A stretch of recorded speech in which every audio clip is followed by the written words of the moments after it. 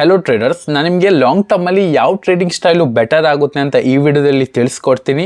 News based ಟ್ರೇಡಿಂಗಾ ಅಥವಾ technical ಟ್ರೇಡಿಂಗಾ ಅಂತ. So that video ಕೊನೆ ತನಕ ನೋಡಿದರೆ ಇನ್ ಡೀಟೇಲ್ಸಲ್ಲಿ ನಿಮಗೆ ಕ್ಲಿಯರ್ ಆಗ್ತಾರೆ. ನ್ಯೂಸ್ ಬೇಸಲ್ಲಿ ಎಮೋಷ್ನಲಿ ಜಾಸ್ತಿ ಟ್ರೇಡ್ ಆಗುತ್ತೆ, ಟೆಕ್ನಿಕಲಿ ಟ್ರೇಡ್ ಆಗಲ್ಲ. ಯಾಕಂದರೆ ಸೊ ಒಂದು ನ್ಯೂಸ್ ಬರುತ್ತಂದರೆ ಆ ನ್ಯೂಸಲ್ಲಿ ಎಮೋಷ್ನಲ್ 110% ಇನ್ವಾಲ್ವ್ ಆಗಿರುತ್ತೆ. ಸೊ ಆವಾಗಲೇ ಒಂದು ನ್ಯೂಸ್ ಬರುತ್ತೆ. ಆ ನ್ಯೂಸ್ ಯಾವಾಗ ಮಾರ್ಕೆಟಿಗೆ ಟ್ರಿಗರ್ ಆಗುತ್ತೆ ಆವಾಗ ಮಾರ್ಕೆಟ್ ರಿಟೇಲ್ಸರು ಎಮೋಷ್ನಲಿ ಟ್ರೇಡ್ ಮಾಡ್ತಾರೆ. ಅಲ್ಲಿ ಟೆಕ್ನಿಕಲ್ ಚಾರ್ಟ್ ಏನು ಕೂಡ ವರ್ಕ್ ಆಗಲ್ಲ. ಸೊ ನ್ಯೂಸ್ ಬೇಸ್ಡ್ ಟ್ರೇಡಿಂಗಲ್ಲಿ ಇಫ್ ಇನ್ ಕೇಸ್ ನೀವು ನ್ಯೂಸ್ ಬೇಸ್ಡ್ ಟ್ರೇಡಿಂಗ್ ಪ್ಲ್ಯಾನ್ ಮಾಡೋದಾದರೆ ನೀವು ನ್ಯೂಸಸ್ ಮೇಲೆ ಜಾಸ್ತಿ ಬಿಲೀವ್ ಮಾಡಬೇಕಾಗುತ್ತೆ, ಟೆಕ್ನಿಕಲಿ ಜಾಸ್ತಿ ಬಿಲೀವ್ ಮಾಡಬೇಕಾಗಲ್ಲ. ಸೊ ಅದೇ ನಾವು ಟೆಕ್ನಿಕಲ್ ಟ್ರೇಡಿಂಗಲ್ಲಿ ನೋಡ್ಲಿಕ್ಕೆ ಹೋದರೆ ನಮಗೆ ಇಲ್ಲಿ ಎಮೋಷ್ನಲ್ ಲೆಸ್ ಟ್ರೇಡ್ ಮಾಡಬೇಕಾಗುತ್ತೆ. ನಮಗೆ ಚಾರ್ಟ್ ಹೇಳುತ್ತೆ ಇಲ್ಲಿ ನಾನು ಬೈ ಮಾಡಬೇಕಾ ಅಥವಾ ಸೆಲ್ ಮಾಡಬೇಕಂತ. ಯಾವಾಗ ನಮಗೆ ಚಾರ್ಟ್ ಹೇಳುತ್ತೆ ಆವಾಗ ನಾವಿಲ್ಲಿ ಬೈ ಆರ್ ಸೆಲ್ ಮಾಡ್ತೀವಿ. ಇದೊಂದು ಕ್ಲಿಯರ್ ಆಯಿತು ಫಸ್ಟ್ ಪಾಯಿಂಟು. ಸೆಕೆಂಡ್ ಪಾಯಿಂಟ್ ನೋಡ್ಲಿಕ್ಕೆ ಹೋದರೆ ವೊಲೆಟೈಲ್ ಮೂವ್ ಇರುತ್ತೆ. 110% ಹೌದು, ಟೆಕ್ನಿಕಲಿ ಕೂಡ ವೊಲೆಟೈಲ್ ಇರುತ್ತೆ, ಬಟ್ ನ್ಯೂಸಸಲ್ಲಿ ಜಾಸ್ತಿ ವೊಲೆಟೈಲ್ ಇರುತ್ತೆ. ಸೊ ಇಲ್ಲಿ ನೀವು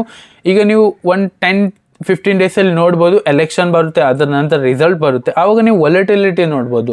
ಎಲ್ಲಿಂದ ಒಂದು ಸಡನ್ ಮೂವ್ ಬರುತ್ತೆ, ಎಲ್ಲಿಂದ ಒಂದು ಸಡನ್ ಫಾಲ್ ಬರುತ್ತೆ. ಸೊ ಆವಾಗ ಆ ವೊಲೆಟಿಲಿಟಿ ಉಂಟಲ್ಲ ಅದು ನಮಗೆ ಟೆಕ್ನಿಕಲಲ್ಲಿ ಗೊತ್ತಾಗಲ್ಲ, ನ್ಯೂಸಲ್ಲಿ ಗೊತ್ತಾಗುತ್ತೆ. ಇಫ್ ಇನ್ ಕೇಸ್ ಯಾರೇ ಒಂದು ಫಾರ್ ಎಕ್ಸಾಂಪಲ್ ನಮ್ಮ ಫೈನಾನ್ಸ್ ಮಿನಿಸ್ಟರ್ ನಿರ್ಮಲಾ ಸೀತಾರಾಮ್ ಅವರು ಯಾವುದೋ ಒಂದು ಸ್ಪೀಚ್ ಕೊಡ್ತಾ ಇದ್ದರೆ ಆ ಸ್ಪೀಚಲ್ಲಿ ಮಾರ್ಕೆಟ್ ಹೇಗೆ ವೊಲೆಟಿಲಿಟಿ ಕ್ರಿಯೇಟ್ ಆಗುತ್ತೆ. ಸೊ ಅದೇ ಅಲ್ಲಿ ನಾವು ಟೆಕ್ನಿಕಲ್ ಯೂಸ್ ಮಾಡಿದರೆ ಟೆಕ್ನಿಕಲಿ ಅಷ್ಟೊಂದು ವರ್ಕ್ ಆಗಲ್ಲ. ಸೊ ಅದಕ್ಕೆ ಹೇಳ್ತಾ ಇರೋದು ನ್ಯೂಸ್ ಬೇಸ್ಡ್ ಟ್ರೇಡಿಂಗಲ್ಲಿ ನಮಗೆ ವೊಲೆಟೈಲಿ ಜಾಸ್ತಿ ಇರುತ್ತೆ. ಸೊ ಅದ್ರ ಪ್ರಕಾರ SL ಕೂಡ ಜಾಸ್ತಿ ಹೋಗೋ ಚಾನ್ಸಸ್ ಇರ್ತದೆ.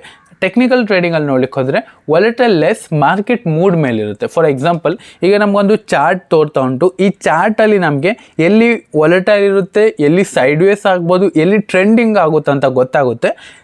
ಅದಕ್ಕೊಂದು ಸೆಷನ್ ಉಂಟು. ಫಾರ್ ಎಕ್ಸಾಂಪಲ್ ಈಗ ಒಂದು 15 ಡೇಸು ಟ್ರೆಂಡಿಂಗ್ ಉಂಟು, ಅದಾದ್ರ ಮೇಲೆ ಸೈಡ್ ವೇಸ್ ಇರುತ್ತೆ, ಅದಾದ್ರ ಮೇಲೆ ವೊಲೆಟೈಲ್ ಇರುತ್ತೆ, ಹೀಗೆ ಒಂದು ಕರ್ವ್ ಬರುತ್ತೆ. ಬಟ್ ನ್ಯೂಸಲ್ಲಿ ಸಡನ್ ಬರುತ್ತೆ. ಸೊ ಅದಕ್ಕೆ ನಾವು ಪ್ರಿಪೇರ್ ಆಗಿರಬೇಕು ನ್ಯೂಸಲ್ಲಿ. ಸೊ ಟೆಕ್ನಿಕಲಿ ಕೂಡ ಪ್ರಿಪೇರ್ ಆಗಿರಬೇಕು, ಬಟ್ ನಮ್ಮ ಟೆಕ್ನಿಕಲಿ ಗೊತ್ತಾಗುತ್ತೆ ಆ ಫೇಸು, ನ್ಯೂಸಲ್ಲಿ ಆ ಫೇಸ್ ನಮ್ಗೆ ಗೊತ್ತಾಗಲ್ಲ. ಸೊ ದಟ್ ವೊಲೆಟೈಲ್ ಜಾಸ್ತಿ ಇರುತ್ತೆ, ಇದರಲ್ಲಿ ವೊಲೆಟೈಲ್ ಸ್ವಲ್ಪ ಕಡಿಮೆ ಇರುತ್ತೆ, ಮಾರ್ಕೆಟ್ ಮೂಡ್ ಮೇಲೆ ಡಿಪೆಂಡು. ಫೈನ್. ಫಸ್ಟ್ ಪಾಯಿಂಟಲ್ಲಿ ಥರ್ಡ್ ಪಾಯಿಂಟು ಇನ್ವಾಲ್ವ್ ಆಗಿದೆ. ಯಾಕಂದರೆ ಇಲ್ಲಿ ನಮಗೆ ಅನ್ನೆಸಸರಿ ಟ್ರೇಡ್ ತೊಗೊಳ್ಬೇಕಾಗುತ್ತೆ. ಫಾರ್ ಎಕ್ಸಾಂಪಲ್ ಈಗ ವೊಲೆಟೈಲಲ್ಲಿ ಒಂದೊಳ್ಳೆ ಪಾಸಿಟಿವ್ ನ್ಯೂಸ್ ಬಂತು, ಆವಾಗ ಪಾಸಿಟಿವಲ್ಲಿ ಒಂದೊಳ್ಳೆ ಮೊಮೆಂಟಮ್ ಬರುತ್ತೆ. ಅದ ನಂತರ ಆ ನ್ಯೂಸ್ ಏನಾಗುತ್ತೆ, ಸ್ವಲ್ಪ ಅದು ಫೇಡ್ ಡೌನ್ ಆಗುತ್ತೆ. ಸೊ ಅದಕ್ಕೆ ಮಾರ್ಕೆಟು ಡೌನ್ ಸೈಡ್ ಬರುತ್ತೆ. ಇಫ್ ಇನ್ ಕೇಸ್ ನಾವಲ್ಲಿ ಅಪ್ ಸೈಡಲ್ಲಿ ಪ್ಲ್ಯಾನ್ ಮಾಡಿದರೆ ಅಲ್ಲಿಂದ ಮಾರ್ಕೆಟ್ ನ್ಯೂಸು ಫೇಡೌಟ್ ಆದ್ರ ಮೇಲೆ ಅಲ್ಲಿಂದ ನಮಗೆ ಡೌನ್ ಸೈಡ್ ಮೂಮೆಂಟಮ್ ಫಾಸ್ಟ್ ಬರುತ್ತೆ. ಸೊ ಅಲ್ಲಿ ನಮಗೆ ಮಲ್ಟಿಪಲ್ ಟ್ರೇಡ್ ತಗೊಳ್ಬೇಕಾಗುತ್ತೆ. ಸೊ ಅದೇ ನಾವು ಟೆಕ್ನಿಕಲಿ ಟ್ರೇಡ್ ನೋಡ್ಲಿಕ್ಕೆ ಹೋದರೆ ನಮಗಲ್ಲಿ ಕ್ಲಿಯರ್ ಆಗುತ್ತೆ, ಇದೊಂದು ಚಾರ್ಟ್ ಪ್ಯಾಟರ್ನ್ ಆಗಿದೆ, ಇಲ್ಲಿ ನಾನು ಬೈ ಮಾಡ್ತೀನಿ, ಇಲ್ಲೊಂದು ಚಾರ್ಟ್ ಪ್ಯಾಟರ್ನ್ ಆಗಿದೆ, ಇಲ್ಲಿ ನಾನು ಸೆಲ್ ಮಾಡ್ತೀನಿ, ಇದೊಂದು ಚಾರ್ಟ್ ಪ್ಯಾಟರ್ನ್ ಆಗಿದೆ, ಇಲ್ಲಿ ನಾನು ಟ್ರೇಡಿಂಗೇ ಮಾಡಲ್ಲ. ಸೊ ಯಾವಾಗ ನಾವು ಡಿಸಿಪ್ಲಿನಲ್ಲಿ ಇರ್ತೀವಿ ಆವಾಗ ನಾವು ಟೆಕ್ನಿಕಲ್ ಟ್ರೇಡಿಂಗಲ್ಲಿ ನಮಗೆ ಲೆಸ್ ಟ್ರೇಡ್ ಬರುತ್ತೆ ಕಂಪೇರ್ ಟು ನ್ಯೂಸ್ ಬೇಸ್ಡ್ ಟ್ರೇಡಿಂಗಲ್ಲಿ. ಇಫ್ ಇನ್ ಕೇಸ್ ನಾವು ನ್ಯೂಸ್ ಬೇಸ್ಡ್ ಟ್ರೇಡಿಂಗಲ್ಲಿ ಟ್ರೇಡ್ ಮಾಡೋಕೆ ಹೋದರೆ ಅಲ್ಲಿ ನಮ್ಗೆ ಏನಾಗುತ್ತೆ ಅಂದರೆ, ಹೇಳಬೇಕಂದ್ರೆ ಫಾರ್ ಎಕ್ಸಾಂಪಲ್ ನಾ ಹೇಳಿದಾಗೆ ಆವಾಗಲೇ ಒಂದು ನ್ಯೂಸ್ ಬಂದರೆ ಆ ನ್ಯೂಸಲ್ಲಿ ಒಂದು ಮೂವ್ ಬರುತ್ತೆ. ಇಫ್ ಇನ್ ಕೇಸ್ ಅಗೇನ್ಸ್ಟಲ್ಲಿ ಒಂದು ನ್ಯೂಸ್ ಬಂದರೆ ಆ ನ್ಯೂಸಲ್ಲಿ ಕೂಡ ಒಂದು ಮೂವ್ ಬರುತ್ತೆ. ಸೊ ಅಲ್ಲಿ ನಮಗೆ ಎರಡೂ ಕೂಡ ಕೈ ಹಾಕಬೇಕಂದ್ರೆ ಸ್ವಲ್ಪ ಕೈ ನಮ್ಮದು ಸುಟ್ಟೋಗೋ ಚಾನ್ಸಸ್ ಕೂಡ ಇರ್ತದೆ. ಐ ಹೋಪ್ ನಾ ಹೇಳಿದ್ದೆ ಈ ಪಾಯಿಂಟ್ಸ್ ಎಲ್ಲ ಕ್ಲಿಯರ್ ಆಯ್ತು ಅಂತ 3 ಪಾಯಿಂಟ್ಸು.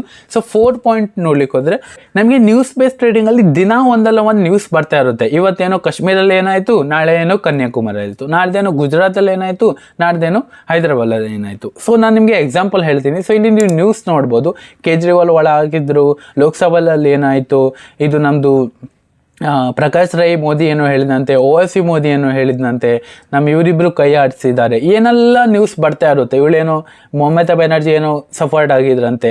ಆವಾಗ ಏನಾಗುತ್ತೆ, ನಮಗೆ ನೆಗೆಟಿವ್ ಥಾಟ್ಸ್ ಬರುತ್ತೆ. ಏನೋ ಅವ್ರಿಗೆ ಏನಾಯಿತು, ಮಾರ್ಕೆಟ್ ಕೆಳಗೆ ಹೋಗ್ಬೋದು, ಅವರಿಗೆ ಒಳ್ಳೇದಾಯಿತು, ಮಾರ್ಕೆಟ್ ಅಪ್ ಸೈಡ್ ಹೋಗ್ಬೋದು.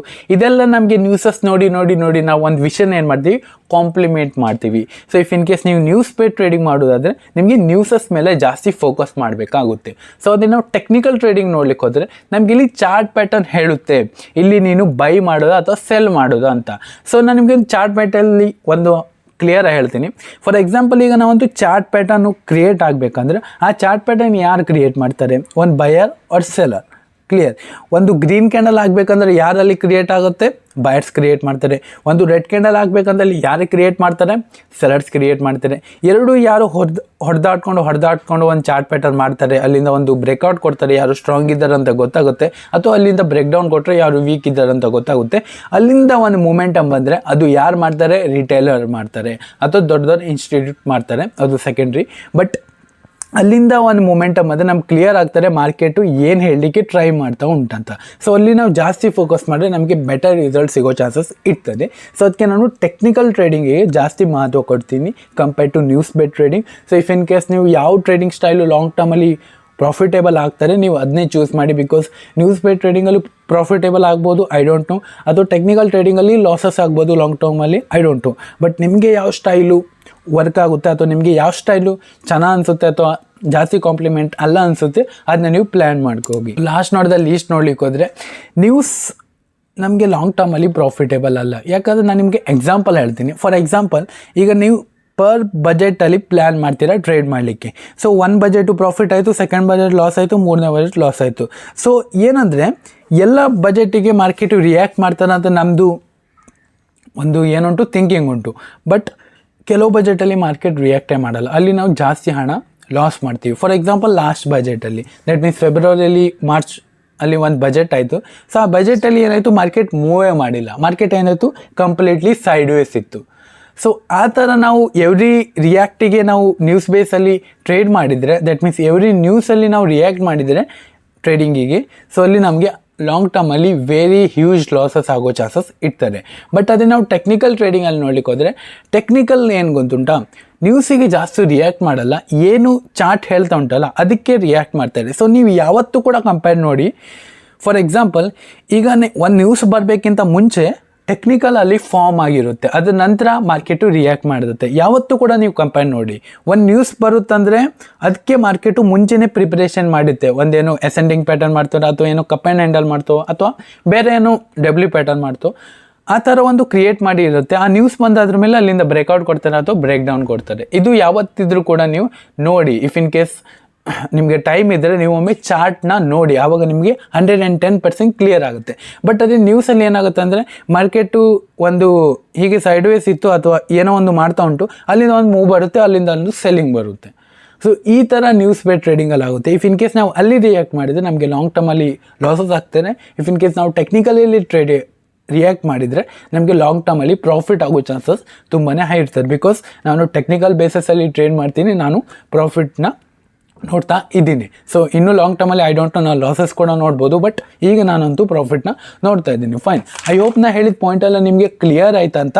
ನಿಮಗೊಂದು ಇಂಪಾರ್ಟೆಂಟ್ ಪಾಯಿಂಟ್ ಹೇಳ್ತೀನಿ. ಇಲ್ಲಿ ನೋಡಿ, ಯಾವುದೇ ಒಂದು ಇಂಪಾರ್ಟೆಂಟ್ ನ್ಯೂಸ್ ಇರಲಿ ಅಲ್ಲ, ಅದು ನಮ್ಮ ಹತ್ರ 110% ಬಂದೇ ಬರುತ್ತೆ. ಸೊ ಫಾರ್ ಎಕ್ಸಾಂಪಲ್, ಯಾವುದೇ ಒಂದು ನ್ಯೂಸ್ ಇರಲಿ ಇಂಪಾರ್ಟೆಂಟ್ ನ್ಯೂಸು, ಅದು ನಮ್ಮ ಹತ್ರ ಬಂದೇ ಬರುತ್ತೆ. ಯಾವುದೇ ಒಂದು ವಿಧಾನದಿಂದ ಅಥವಾ ಯಾವುದೇ ಒಂದು ಮೂಲಕ ನಮಗೆ ಬಂದೇ ಬರುತ್ತೆ, ನಮ್ಮ ಹತ್ರ ರೀಚ್ ಆಗೇ ಆಗುತ್ತೆ ಆ ನ್ಯೂಸು. ಕ್ಲಿಯರ್?